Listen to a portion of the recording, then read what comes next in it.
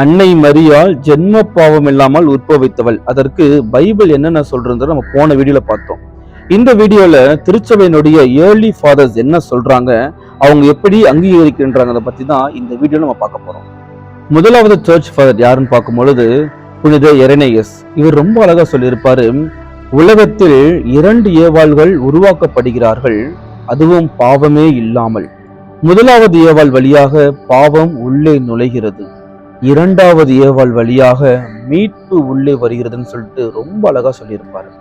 2வது search father யாருன்னு பார்க்கும் பொழுது புனித எஃப்ரேம். இவரு கவிதை நடையில ரொம்ப அழகா சொல்லியிருப்பாரு, இயேசு நீயும் உன் தாயும் தான் இந்த உலகத்திலே மிகவும் அழகு வாய்ந்தவர்கள், ஏனென்றால் கரை என்பது ஒரு துளி கூட உங்களிடம் இல்லைன்னு சொல்லிட்டு 8வது நூற்றாண்டுல அன்னையின் அமல உற்பவத்தை கோலாகலமாக கொண்டாடுறாங்க.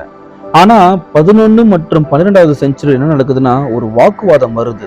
அது எப்படி அன்னை மரியாள் ஜென்ம பாவம் இல்லாமல் உற்பவிக்க முடியும் சொல்லிட்டு அதற்கு ஒருத்தர் பதிலடி கொடுக்கிறாரு.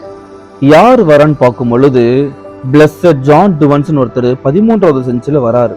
அவரு ரொம்ப அழகா சொல்லியிருப்பாரு, Mary was redeemed by Christ in a most perfect manner by being preserved from sin rather than cleansed from it. அதாவது என்ன சொல்றாருன்னா, அன்னை மரியாளை இயேசு மிகவும் துல்லியமான முறையில் மீட்டு கொண்டார், பாவத்தில் இருந்து கழுவுவதற்கு பதிலாக பாவமே இல்லாமல் அன்னை மரியாளை இயேசு காத்து கொண்டார்னு. அன்னை மரியாள் ஜென்ம பாவம் இல்லாமல் உற்பவித்தல் என்பதற்கு திருச்சபையினுடைய ஏர்லி ஃபாதர் சொன்னதை நம்ம பார்த்துட்டோம். நெக்ஸ்ட் வீடியோல திருச்சபை இதை எப்படி அங்கீகரிக்கிறன்றதை நம்ம பார்க்கலாம். சரிங்களா?